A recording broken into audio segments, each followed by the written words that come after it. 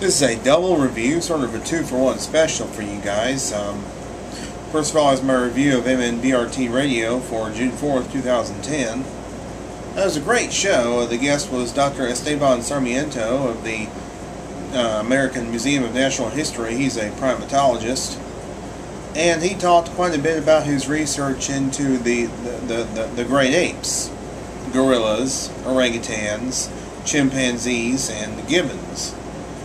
He talked quite a bit about some of the places he's gone to research into these great apes. He talked about his one time he was attacked by a gorilla, but he always kept in mind, in the back of his mind, that they don't eat meat, which is a good thing. I believe he said that on Giganto, the Real King Kong, that he always kept in the back of his mind that they don't eat meat, referring to gorillas. He talked quite a bit about his expertise and how it also may apply to Sasquatch. He's very interested and, of course, very open-minded about the Sasquatch.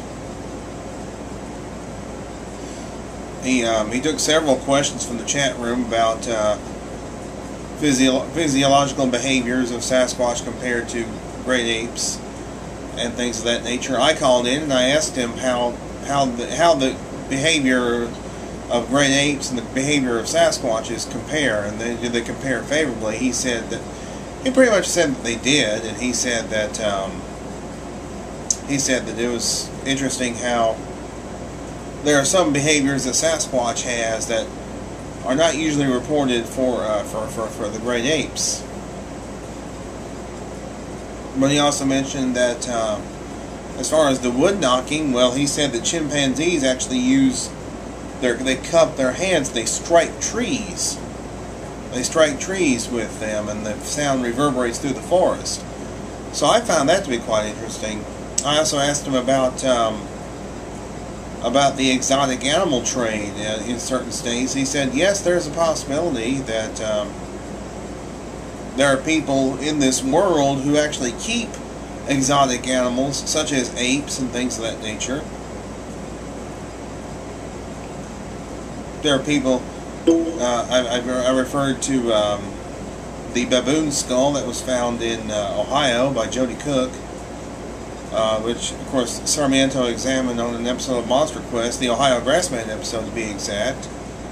And finally, I think my final question to him was referring to what legal repercussions there would be if someone shot a Sasquatch, and what legal protections would Sasquatch have. And of course, he said that the legal repercussions would go something like the person who shoots one the first time would not be liable for any sort of repercussions. But the third person that does it, oh yes, there would be some trouble there. As far as legal protection, yes, I think there would be legal protection for Sasquatches. So, all in all, a really great and informative show. 5 stars as always, Abe. Next Friday, from what I understand, he will have Derek Randalls on, and Derek has always been one of my favorite guys in the Bigfoot field, and he's going to be on the show next Friday, 9 Eastern, 8 Central, www.blogtalkradio.com/MNBRT. Now, as far as to the shows this weekend, that are coming up, that being Night Callers and Bigfoot Busters. Let me look at both of those.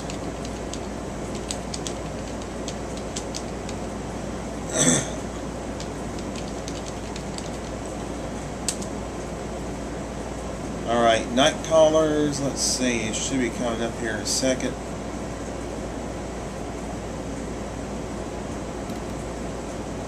Memorial Day Sulphur River Outing Review. Oh, that should be interesting. That'll be 7 Eastern, 6 Central, Sunday night, www.blogtalkradio.com/nightcallers. That should prove interesting. Now, what about Bigfoot Busters?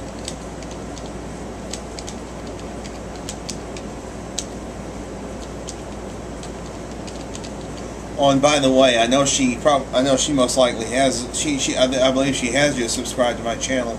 So Teresa, aka Squatch Widow, sorry about what happened to your nose. I heard about what happened, and I hope you get better soon, hon. I heard about your little mishap with your nose. Mark Peterson, yes, he's a guide for Monster Quest and is an animal tracker. He will be the guest on Bigfoot Busters Sunday evening, 9 Eastern, 8 Central, www.blogtalkradio.com/TCSJRBigfoot. And as always, we do encourage you to please tune in and support great research.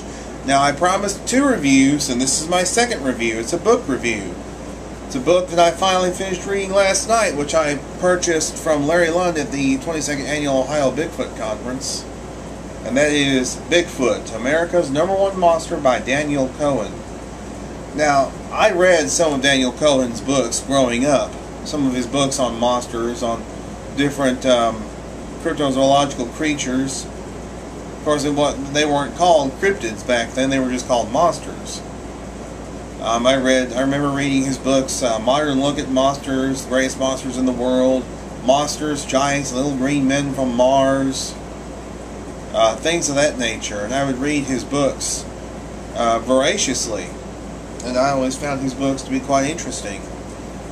This one came out in 1982, and this is the description of the book. Have you seen Bigfoot?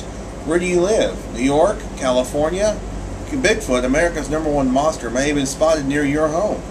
In New Hampshire, a man and his sons were in their truck when a giant hairy creature tried to turn it over. In Missouri, 2 girls eating picnic lunch noticed a horrible smell. They looked up to find a monster, half ape, half man, staring at them. They followed them to their car and tried to open the doors. Bigfoot has been seen all over the United States. But is it real? A hoax? Something we imagine? Nobody knows. One thing is sure. Bigfoot has probably been reported in your state. Read the stories and decide for yourself whether you got a monster for a neighbor. And it's written more for juvenile audiences. I didn't read this book until about may have been sometime in the 90s. There are several interesting stories in here.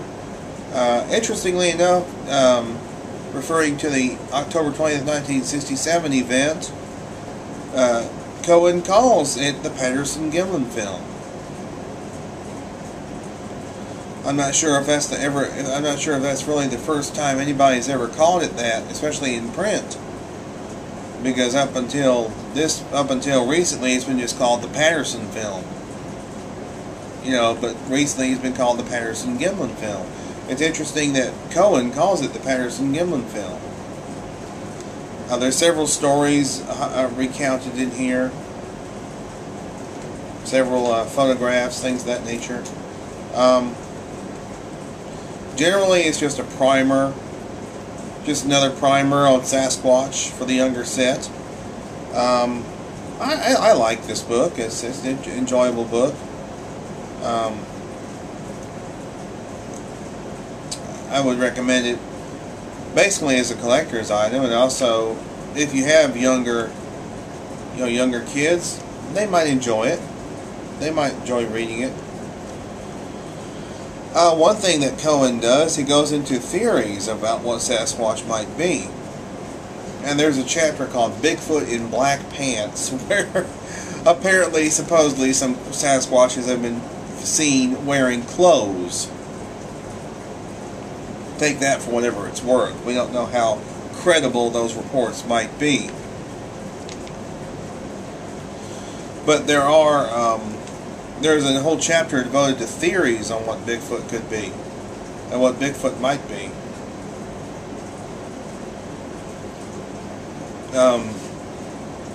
Other than that, not too bad of a book. Recommend it for the younger set. I'd say about a 4 out of 5 stars.